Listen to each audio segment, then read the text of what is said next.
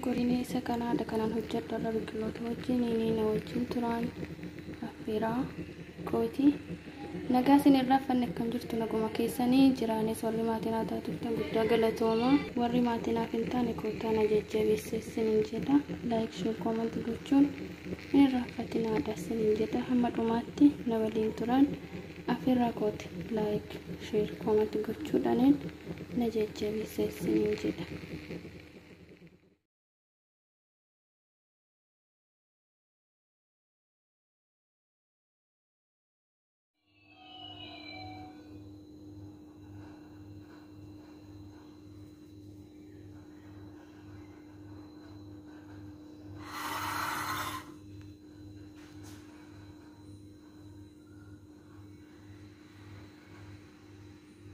Bifa kana fakkaatuun hojjedhee xumure jechuudha.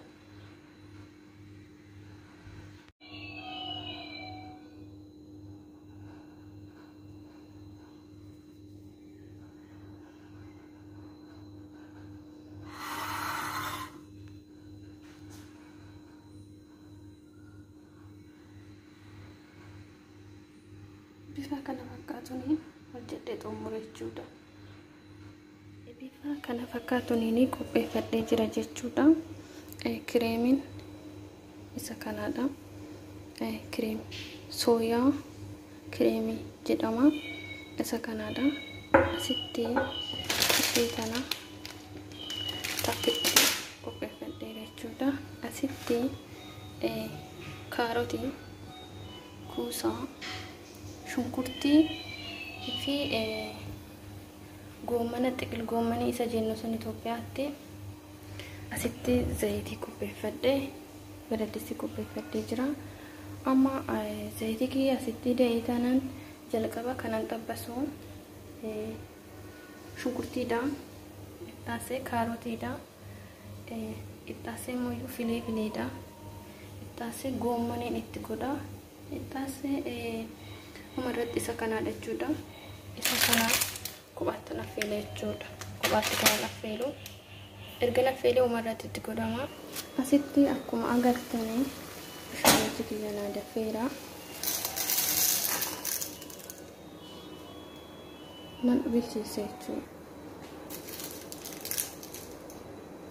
Nan bilcheessa asitti isa kan erga bilcheessee booda kubaatti mukorinii paastaa erga laffeelee booda biqiloota itti godhama. Biqiloota kubaattan xabbasa amma paastaa biqiloota garagaraa waliin hojjetamudha maqaan isaati.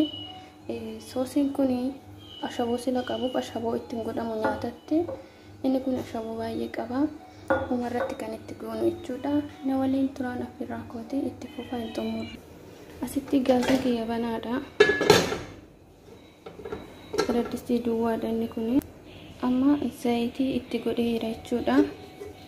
Zayitichi erga xiqqoo ho'een booda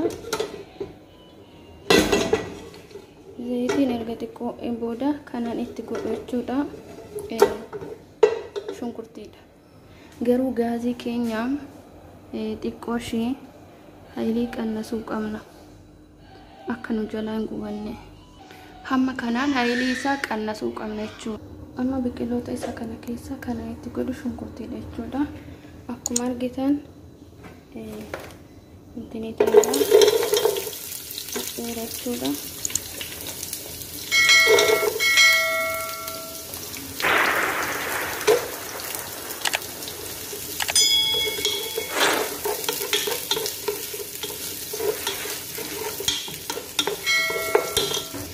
Amma shunkurtiin keenya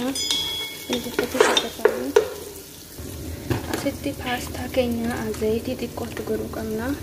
Zayitii xiqqootti godhamuu qaba jechuudha akka waliin qabne. Nan qadaada.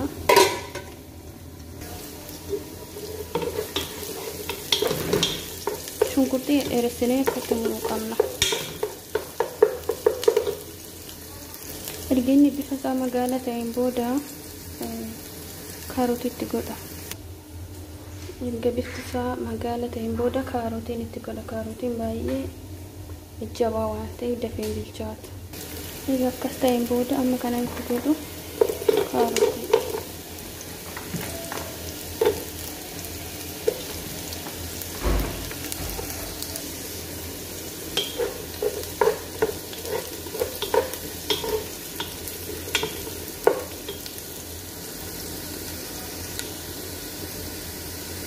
bifa kana fakkaatan jechuudha. Kuusaa itti godhee jira jechuudha. Kuusaadhaan ixxaassee naqadaadaa jechuudha. Kuusaadhaan ixxaassee filee goommanaa jechuudha kanan itti godhu. Soosiin inni kun umarratti itti godhama. Bifa kana fakkaatuun bilchaateera. Amma isa kana nan xallalaa jechuudha.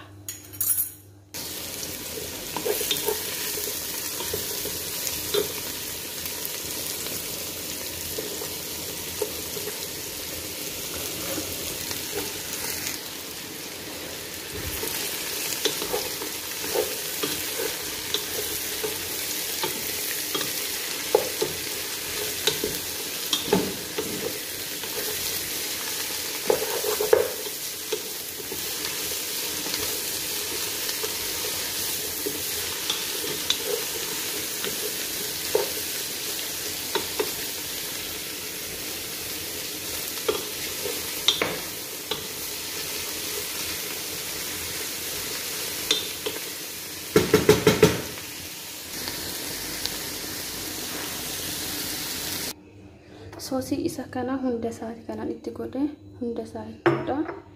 Amma bifti isaa bifa kana fakkaatuun hojjetame jechuudha. Guyyaa biraa viidiyoo biraatiin amma deebi'ee dhufutti.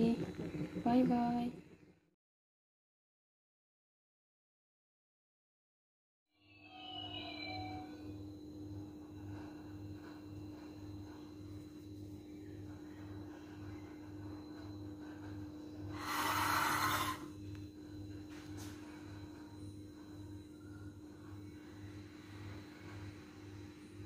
Bifa kana fakkaatuun hojjedhee xumure jechuudha.